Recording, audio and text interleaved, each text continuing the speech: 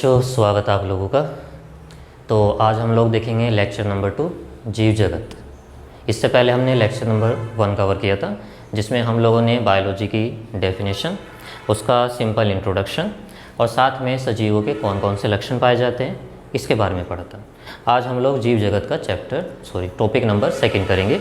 तो आज हम लोग जानेंगे कि जैव विविधता क्या होती है, जीवधारियों का नामकरण कैसे किया जाता है, द्विनाम पद्धति क्या है और इसके नियम क्या है, और साथ में हो सकता है अगर टाइम मिलेगा तो थोड़े से जीवधारियों के वैज्ञानिक नाम भी हम सीखने की कोशिश करेंगे।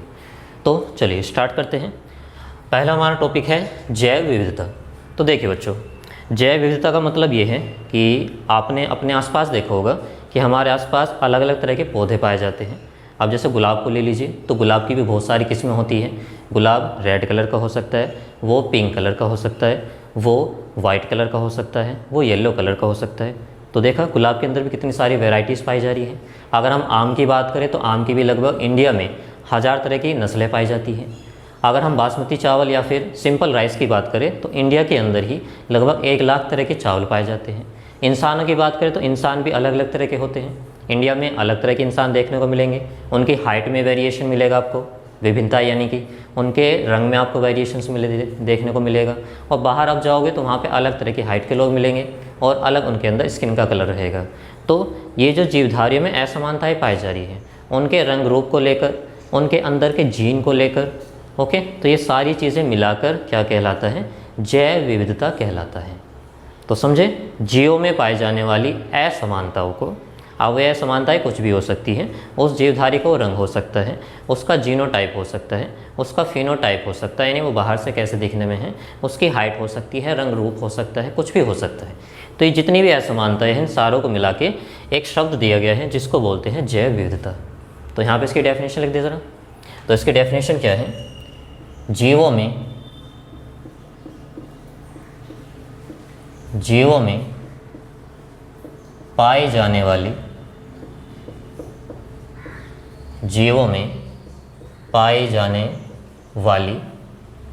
असमानताओं को, या मैं यहाँ पे विभिन्नताएं वर्ड भी यूज़ कर सकता हूँ, असमानताओं को जैव विविधता कहते हैं। असमानताओं को क्या बोलना है बच्चों? जैव विविधता कहते हैं।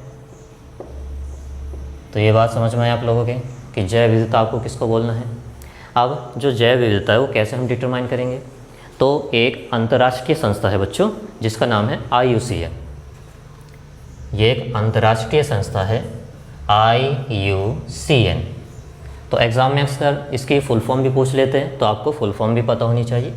इसकी फुल फॉर्म होती है, I मीन्स होता है बच्चों इंटरनेशनल, यानी अंतर्राष्ट्रीय। यू का मीनिंग है यूनियन, फॉर कंजर्वेशन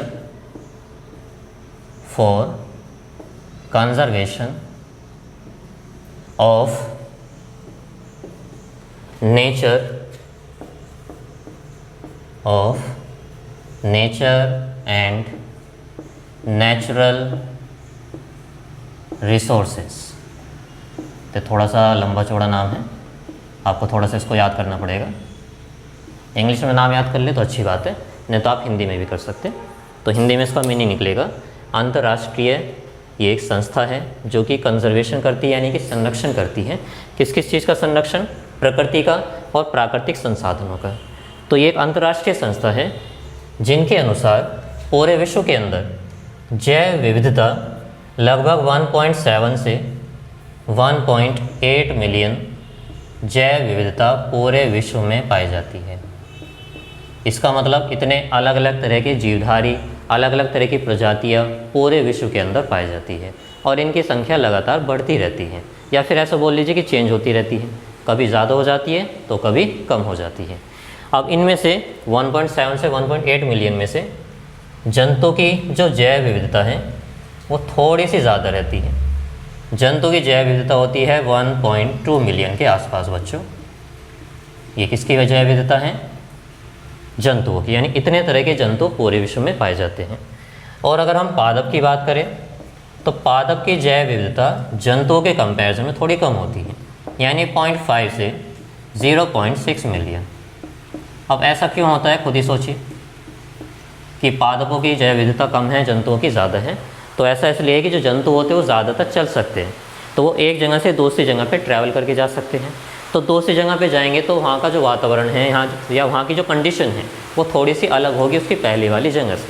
अब अगर अलग जगह पे वो जा रहा है तो उसमें जो एडप्टेशन है, जो अनुकूलन है वहाँ के वातावरण के अनुसार हो जाएगा, जिसकी वजह से उसको अलग प्रजाति का दर्जा दे दिया जाता है। जैसे अगर हम बात करें शेर, टाइगर और पैंथर, तीनों का जो जीनस होता है यानी कि वंश वो पैंथेरा होता है, लेकिन इन तीनों की प्रजातियाँ अलग अलग होती है। इससे ये पता चलता है कि इन तीनों के पूर्वज कोई एक रहे होंगे, फिर बाद में इन तीनों ने क्या करा, अलग अलग परिस्थितियों में रहना शुरू किया, जिसकी वजह से इनमें अलग अलग लक्षण विकसित होते चले गए। और फिर एक ऐसा टाइम आया हज़ारों सालों के बाद या लाखों सालों के बाद कि इन तीनों को हमें अलग अलग प्रजाति का दर्जा देना पड़ा, लेकिन जीनस इनका सेम है। ओके, तो इनके पूर्वज जो रहे होंगे वो सेम रहे होंगे। जबकि पादपों की बात करें तो आपने कोई पौधा जिस जगह पे लगा दिया है, भाई अब ऐसा तो नहीं कि वो वहाँ से चल कर कि मुझे यहाँ का जो वातावरण है वो ज़्यादा अच्छा नहीं लग रहा है, या मुझे बहुत ज़्यादा यहाँ पर गर्मी लग रही है, मैं तो शिमला जाना चाहता हूँ, भाई मैं तो मनाली जाना चाहता हूँ, तो वो तुम्हारी जगह से उठकर वहाँ पे ट्रैवल करके चला गया। ऐसा थोड़ी होता है। ऐसे जंतु ही तो कर सकते हैं, हम इंसान लोग कर सकते हैं क्योंकि हम लोग चल सकते हैं, पादप ऐसा नहीं कर सकते, जिसकी वजह से पादप को जिस जगह पर आप रख दोगे वो उसी जगह पर रहना शुरू कर देगा, तो उसके अंदर जो विभिन्नताएँ हैं वो ज़्यादा विकसित नहीं हो पाएगी। हाँ, अगर आप उस पादप को उठाकर किसी और दूसरे वातावरण में रख देते, दूसरी जगह पे ले जाके रख देते, तब उसके अंदर जो लक्षण विकसित होंगे वो उसकी पहली जगह वाले जो पादप है उसके कंपैरिजन में थोड़े से डिफरेंट रहेंगे, ऐसा मान सकते हैं आप। तो इसलिए पादपों की प्रजातियाँ कम हैं और जंतुओं की प्रजातियाँ ज़्यादा होती हैं। अभी हम कैसे डिसाइड करें कि किस पादप का क्या नाम रखना है, ठीक, या फिर किसी जंतु का क्या नाम रखना है? तो इसके लिए भी कुछ संस्थाएँ बनाई गई हैं। जैसे एक संस्था है ICZN, इन सब की फुल फॉर्म भी आपको याद होनी चाहिए आपके एग्ज़ाम्स के हिसाब से भी, और नीट की अगर आप प्रिपरेशन कर रहे हैं तो उसके लिए भी बहुत ज़रूरी है। आई का मीन्स होता है बच्चों इंटरनेशनल, आई मीन्स क्या होगा, इंटरनेशनल। सी मीन्स होता है बच्चों कोड, फॉर या ऑफ लगा सकते हो, code of, sorry Z means zoological, zoological nomenclature. तो ये एक अंतर्राष्ट्रीय संस्था है जो कि जंतुओं के नामकरण के बारे में बताती है कि किसी जंतु का क्या नाम रखना है, उसका वंश क्या रहना है, उसकी जाति क्या रहनी है, इन सब के बारे में जानकारी देती है। तो कुछ वैज्ञानिकों का ग्रुप बनाया गया है, कुछ एक्सपर्ट्स को लिया गया है जो कि किसी भी जो नया जंतु डिस्कवर होता है उसके नामकरण के बारे में वो बताते हैं। दूसरी संस्था होती है जो कि हमें पौधों के नामकरण के बारे में बताती है, जिसका नाम है बच्चों ICBN। फुल फॉर्म क्या होनी चाहिए इसकी, खुद ही सोचिए। I means international, international. C means क्या होगा बच्चों, कोड। फिर से यहाँ पे हम लगा देंगे ऑफ, जूलॉजिकल की जगह क्या लिख देंगे हम, बोटेनिकल, बोटेनिकल। और नोमेनक्लेचर, नोमेनक्लेचर बोलते हैं नामकरण को, नोमेनक्लेचर। तो ये वो संस्था है जो पौधों के नामकरण के बारे में जानकारी देती है कि कोई नया पौधा अगर हमें डिस्कवर होता है तो उसका हमें नाम क्या रखना है, इसके बारे में ये वाली संस्था बताती है। तो इन दोनों के नाम आपको पता होने चाहिए, उनकी फुल फॉर्म पता होनी चाहिए। ठीक है बच्चों, इसको नोट कीजिए। अगला टॉपिक पढ़ते हैं फिर।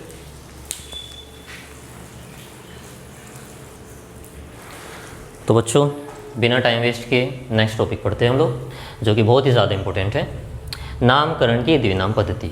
अब देखिए नामकरण का मतलब क्या होता है। मान लीजिए कोई नवजात शिशु पैदा हुआ है, तो सबसे पहले आप क्या करोगे, उसको पहचानोगे कि वो नर है कि मादा है, भाई लड़का है या फिर लड़की है।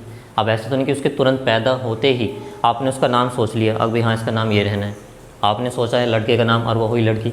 तो पहले तो ये मालूम करना ज़रूरी है कि वो लड़का है या फिर लड़की है। ओके, तो सबसे पहले हम क्या करते हैं, किसी भी पादप या जंतु की जो अभी डिस्कवर हुआ है उसकी सबसे पहले पहचान करेंगे। पहचान करने के बाद हम उसका नामकरण करेंगे कि उसका भाई नाम क्या होना चाहिए। फिर उसके बाद में उसका वर्गीकरण करते हैं कि उसको अलग अलग भागों में कैसे बांटना है। जैसा हम इंसानों के केस में होता है कि अगर कोई बच्चा पैदा हो रहा है तो हम सबसे पहले उसको देखते हैं कि वो लड़का है या लड़की है। मान लीजिए कि वो लड़का है तो हमने उसका नाम सोच लिया कि इसका जो नाम है वो राहुल रहना है। फिर उसके हिसाब से हम बाद में उसका वर्गीकरण करते हैं, यानी हम अपने धर्म के आधार पे, जाति के आधार पे उसको अलग अलग भागों में बांट देंगे कि भाई इसको इस कैटेगरी में रखना है या इस रिलीजन के अंदर रहेगा, इस कास्ट के अंदर रहेगा, तो इसको बच्चे वर्गीकरण कहते हैं। तो ये आपको सिर्फ समझाने के लिए था, ठीक है। तो जब भी किसी जीवधारी का नाम रखा जाता है तो उस प्रक्रिया को क्या बोलते हैं हम लोग? नामकरण बोलते हैं, ठीक। तो नामकरण की जो पहली पद्धति है इसको दिया था कैरोलस लीनियस ने, और इस पद्धति को बोलते हैं द्विनाम पद्धति। अब जैसे नाम से ही पता चल रहा है, द्वि माने होता है दो, नाम यानी कि हर जंतु या पादप के दो नाम रहने हैं। पहला नाम उसके वंश को प्रदर्शित करता है, दूसरा नाम उसकी जाति को प्रदर्शित करता है। जैसे मान लीजिए किसी का नाम है राहुल कुमार, तो यहाँ पे जो राहुल है पहला नेम हो गया, और जो कुमार हम लोग लगाते हैं ये क्या हो गया? सरनेम हो गया। इसी तरह से पादप या जंतु के नाम लिखे जाते हैं। तो मैं आपको एग्जांपल से समझाता हूँ। जैसे सपोज कीजिए कि नाम है किसी का राहुल कुमार, ओके बच्चों। तो जो पहला वाला नाम है इसको हम लोग मेन नाम बोलते हैं, और ये दूसरा सरनेम होता है। तो बायोलॉजी में हम लोग इसको इस तरह से नहीं बोलते, हम लोग क्या बोलेंगे? जो पहला वाला नाम है ये वंश को प्रदर्शित करता है, तो इसको जेनेरिक नेम बोलते हैं, वंश वाला नाम। दूसरा वाला नाम इसकी जाति या स्पीसीज को प्रदर्शित करता है, तो हम इसको जाति संकेत पद या स्पेसिफिक एपिथेट बोलते हैं। तो हर जीवधारी के दो नाम रहने हैं, एक उसके वंश का नाम होगा, दूसरी उसकी जाति का नाम होगा, ठीक है बच्चों। तो इसके कुछ नियमों को हम लिख लेते हैं। कौन कौन से नियम हैं जिसके आधार पर हम किसी भी जीवधारी का नामकरण करेंगे? तो पहला नियम है प्रत्येक जीवधारी के दो नाम होते हैं। प्रत्येक जीवधारी के दो नाम होते हैं। पहला नाम उसके वंश को प्रदर्शित करता है और दूसरा नाम उसके जाति को प्रदर्शित करता है। ये बात समझें, पहला नाम उसके जीनस, दूसरा नाम उसकी स्पीसीज को प्रदर्शित करेगा। दूसरा नियम, जितने भी वैज्ञानिक नाम होते हैं ये सभी एक लैटिन भाषा से व्युत्पन्न होते हैं। तो लैटिन एक लैंग्वेज होती है, उसी से लिए जाते हैं। जितने भी नाम हैं वो सभी लैटिन भाषा से व्युत्पन्न होते हैं बच्चों। ये दूसरा नियम हुआ। तीसरा नियम क्या कहता है कि जब भी हम वैज्ञानिक नाम को, चाहे वो जंतु का वैज्ञानिक नाम हो या पादप का हो, अगर हम उसको हाथों से लिख रहे हैं तो लिखने के बाद उसको अलग अलग से अंडरलाइन कर देना है।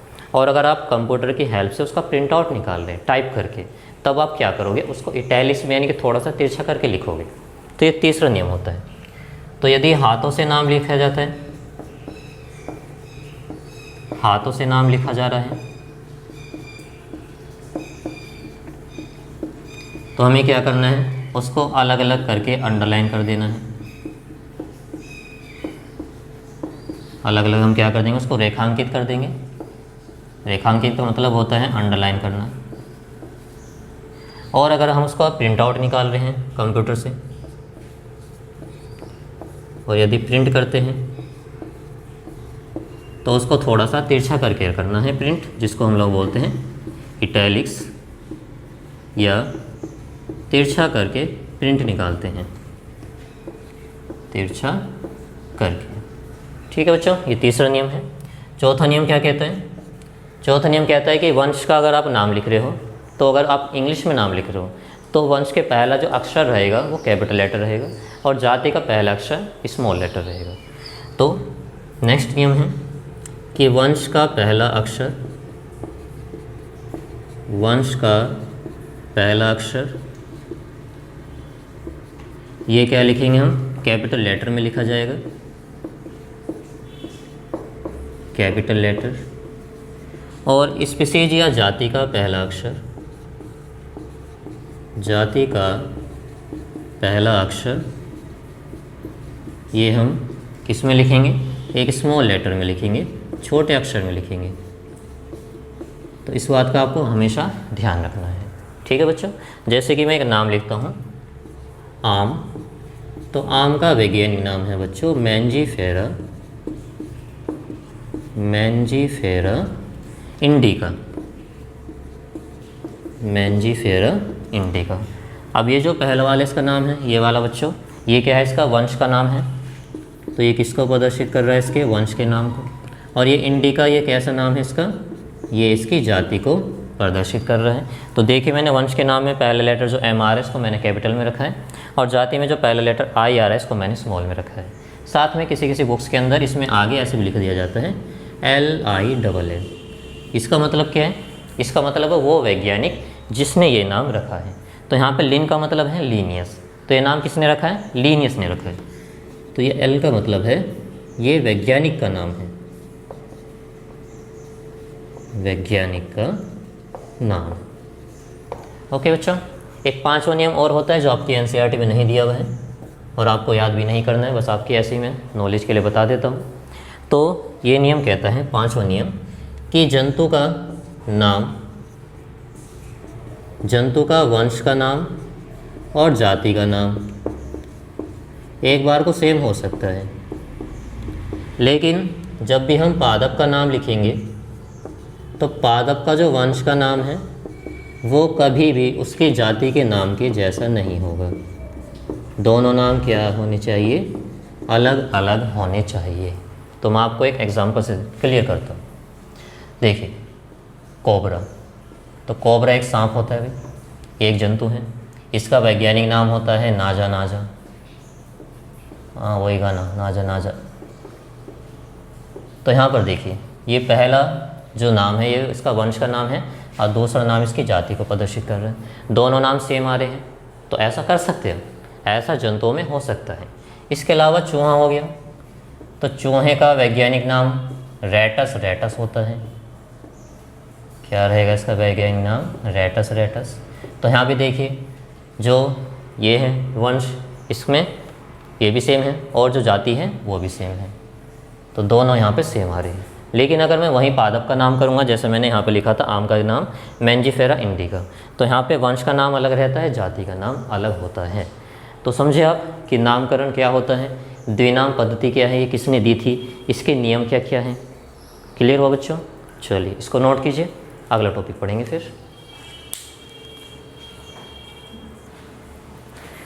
तो बच्चों ये कुछ वैज्ञानिक नाम हैं, हालांकि पूरी बुक के मैंने वैज्ञानिक नाम नहीं लिखे हैं। इस चैप्टर के हिसाब से आपके लिए जो ज़रूरी है आपके एग्ज़ाम के पॉइंट ऑफ व्यू से, या आप नीट की तैयारी कर रहे हैं तो ये पहले चैप्टर से जो जो वैज्ञानिक नाम आ सकते हैं वो मैंने यहाँ पे सभी लिख दिए, बल्कि इस चैप्टर से जो एक्स्ट्रा आ सकते हैं वो भी मैंने लिख दिए। तो आप चाहो तो इसका स्क्रीनशॉट ले सकते हो और अपनी कॉपी के अंदर नोट कर सकते हो बच्चों। ठीक है बच्चों, तो यहाँ पर मैंने कुछ जंतुओं और कुछ पादपों के वैज्ञानिक नाम लिखे हैं, तो आप इनको ज़रूर नोट कर लेना और अपनी कॉपी में इनको याद कर लेना। ओके बच्चों, तो मिलते हैं अगले लेक्चर में।